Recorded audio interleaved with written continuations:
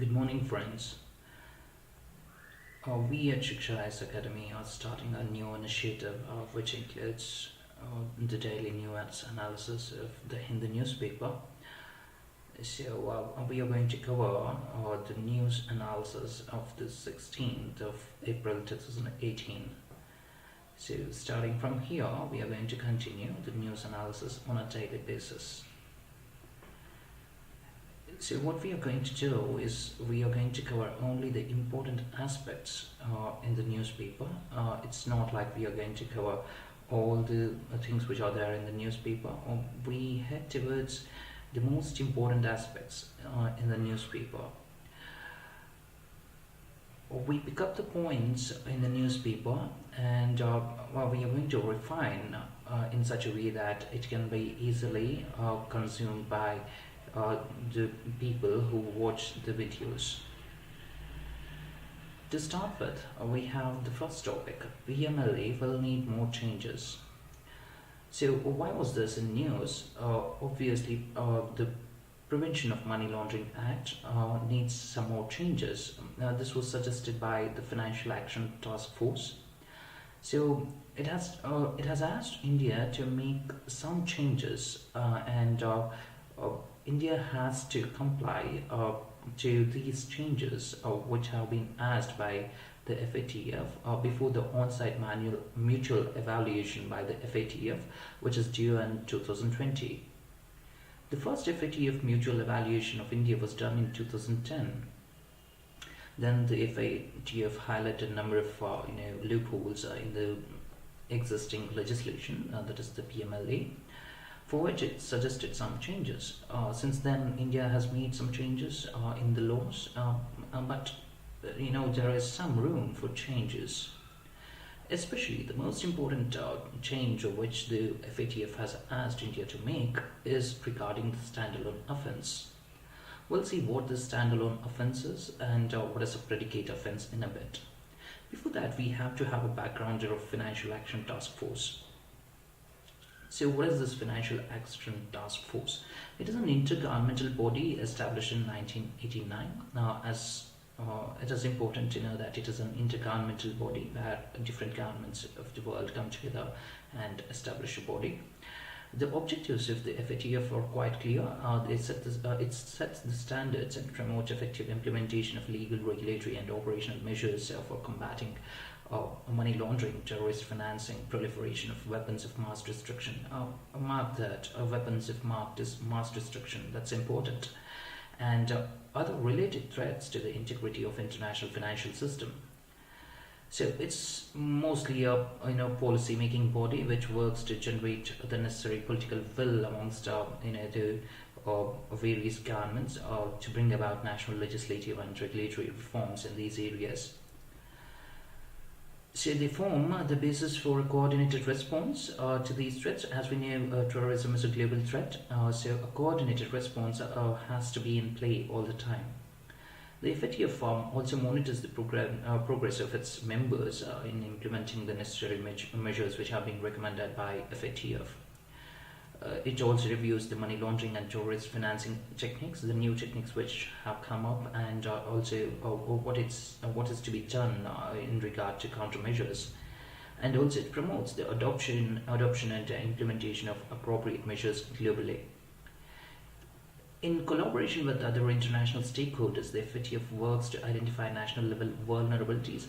Remember, the FATF tries to find the national level vulnerabilities separately for each nation with the aim to protect the international financial system from being misused.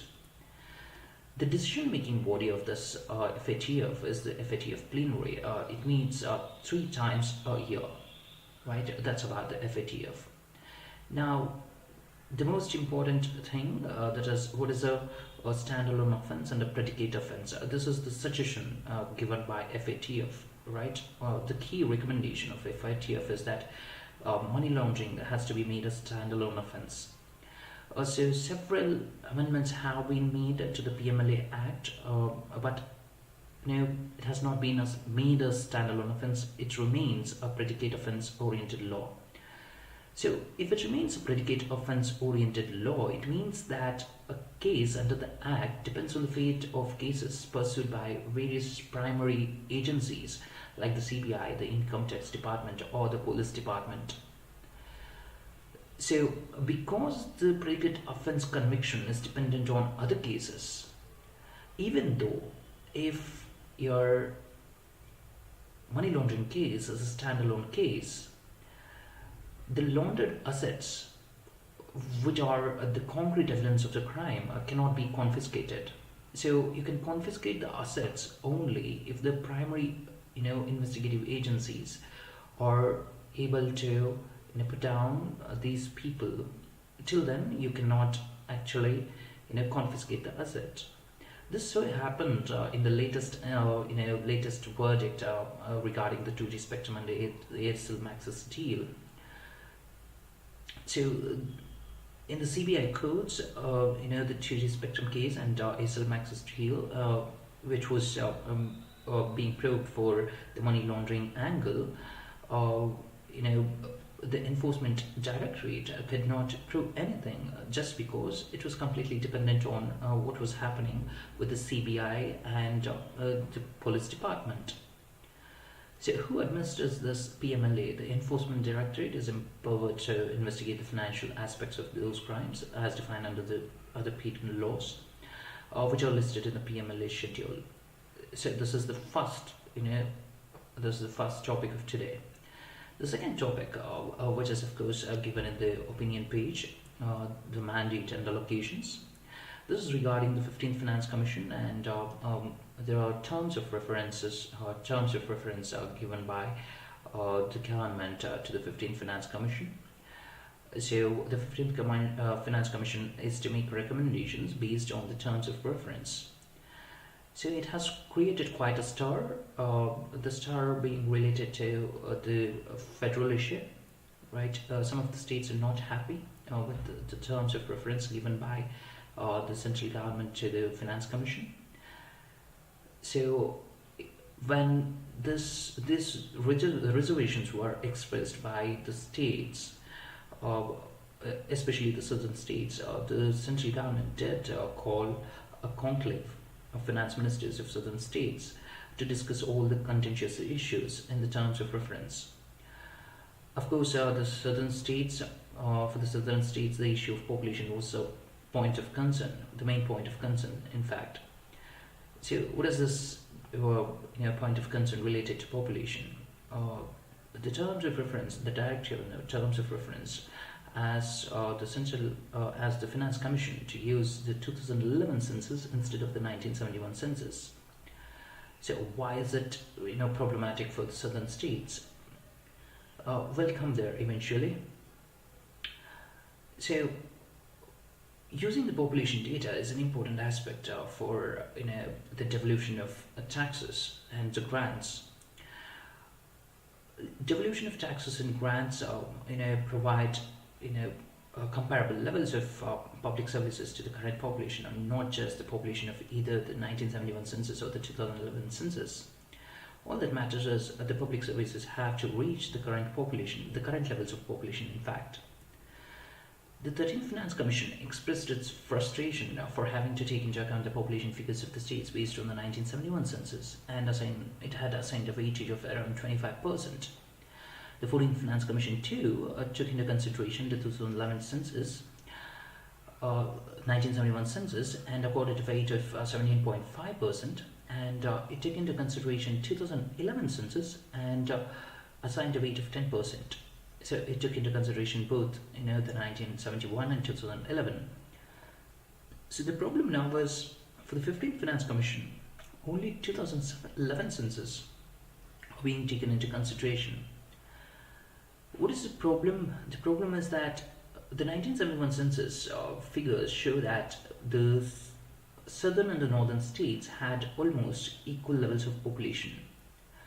Since then, the state governments, the southern states have seen a drastic fall in its population thanks to the TFR, that is the total fertility rate, seeing a decline in the southern states, which has brought the population to to lower levels, but the northern states have not seen the same level of fall in the population.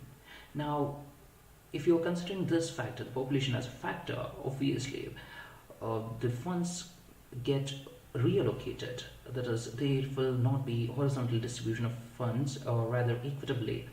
What happens is, because the southern states have seen a fall in population and the northern states have seen a rise in population, the funds get distributed accordingly. So this is a reservation which the southern states are expressing.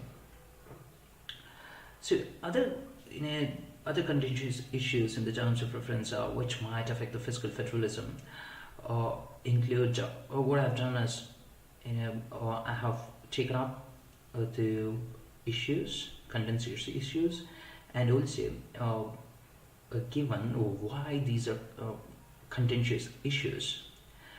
So this might in fact harm the very fabric of fiscal federalism, or the cooperative federalism might be hampered because of this. The first contentious issue is the central government has asked the Finance Commission to examine whether revenue deficit grants to be provided at all. The very objective of Article 275 is to enable the Commission to give the grants to offset the post-devolution gaps between the revenue and expenditures of the states. If the Commission takes this suggestion rather seriously, it will have serious ramifications for the states with genuinely large resource gaps. The impact on the fiscal situation of the Union government and its national development program, including New India 2022, due to enhanced devolution by the 14th Finance Commission, is also a part of the terms of reference. The problem here is that never before in the history of India or the Finance Commission as such, the recommendations of the Finance Commission have brought into question. The question here is, the central government is not happy with the 14th Finance Commission recommendation, which asked the central government to part 42% of its divisible pool of taxes. So now the central government is saying, the substantially enhanced devolution of taxes have to be reduced. That's what it is asking for. The third contentious issue is the central government asked the Finance Commission to search for conditions that may be imposed by the central government when the states intend to borrow under the Article 293 subclause 3. So it has been clarified several times that the Commission had to include the grants for state plan schemes in its devolution. Furthermore, it desisted from giving discretionary and sector-specific grants, including those for environment. And the fourth one is to propose measurable performance-based incentives to states in respect of a number of areas, such as the implementation of flagship schemes, programs towards replacement rate of population growth, control or lack of it in incurring expenditure on populist measures, finally promoting ease of doing business. So the devolution will be based on some of these parameters or all of these parameters. It would mean that you're nudging the Commission to leave larger fiscal space for implementing the national programs. It's like the central government is seeking more space, more fiscal space for intruding into the state subjects. Basically, the performance must be built into the implementation of the schemes which already exist and not into the tax devolution formula. So we have the 7th schedule, which clearly mentions what are the arenas of the center, state, and the congruent lists are mentioned clearly in the 7th schedule.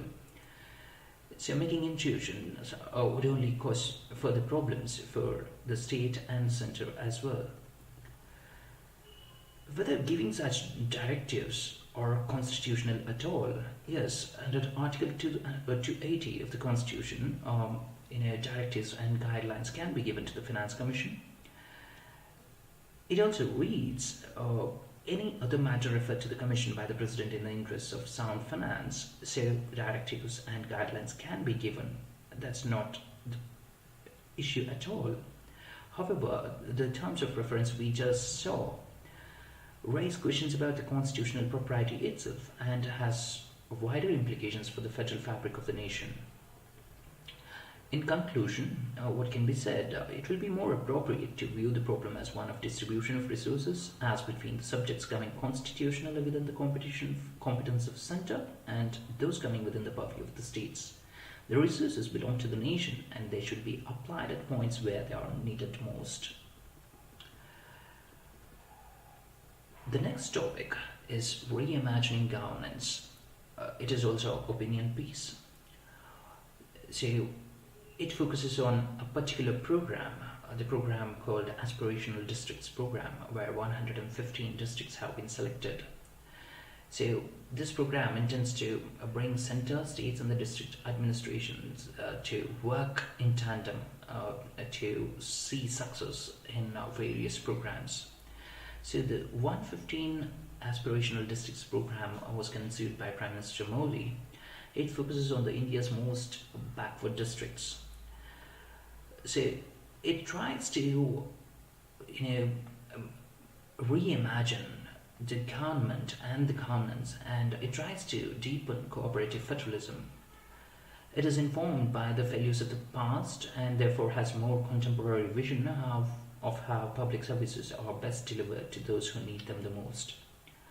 Deliberately, the districts have been described as aspirational rather than backward, so that they are viewed as islands of opportunity and hope rather than areas of distress and hopelessness.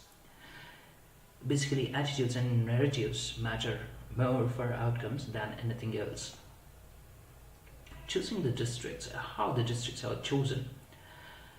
So they were chosen by senior officials of the union government in consultation with the state officials on a basis of a composite index which has several factors.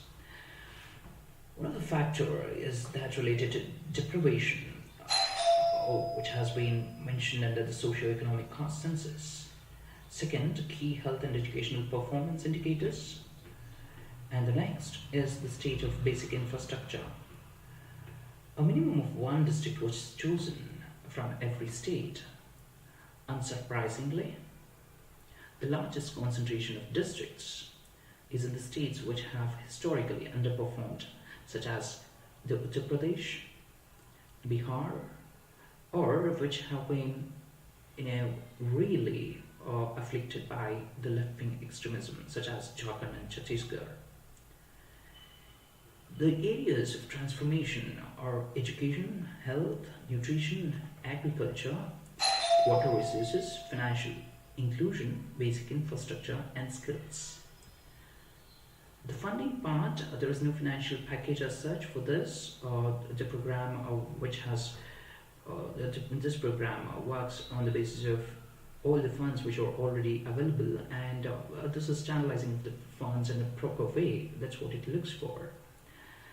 So it would provide sufficient autonomy at the level of local government, but these are seldom used in practice due to the controlling of the centre and state missionaries. So three tiers are involved here: the district administration, the centre, and the state. The centre is, represented by a Prabari officer from the centre, that is, he is of additional secretary or joint secretary rank, and a Prabari officer from the state, rank of secretary to the state government, who will work in cooperation with the district administration. It is necessary for the centre and the states to be involved because not all decisions are taken at the district level. Right? So one more good thing is that the civil society can also take part in this program, build new partnerships, bring in new ideas, and be a force multiplier on the outcomes of such participation would be really massive. It would two more aspects is related to competition and the smart data. So the principle of competitive federalism has been built down to the district administration level. Each district will be ranked on the focus areas, which are disaggregated into easily quantified target areas, so as not to bias the rankings on historical achievements or lack of them. The rankings will be based on improvements made. Smart data, one area where we lag when it comes to programs is collection of quality data on a real-time basis. Data collection is either delayed or lacking in quality, so which would lead up to policymakers shooting in the dark with continuously updated data. These programs, that is the program ADP on the ground, can alter strategies after accurate feedback. The conclusion: the ADP is a big pilot program from reorienting how government does its business of delivering development. A decisive shift in the paradigm of governance is likely to finally fulfill the many broken promises of the past. So that's about it for today. We'll come up with a new video for the news analysis of 17th April tomorrow. Thank you and goodbye.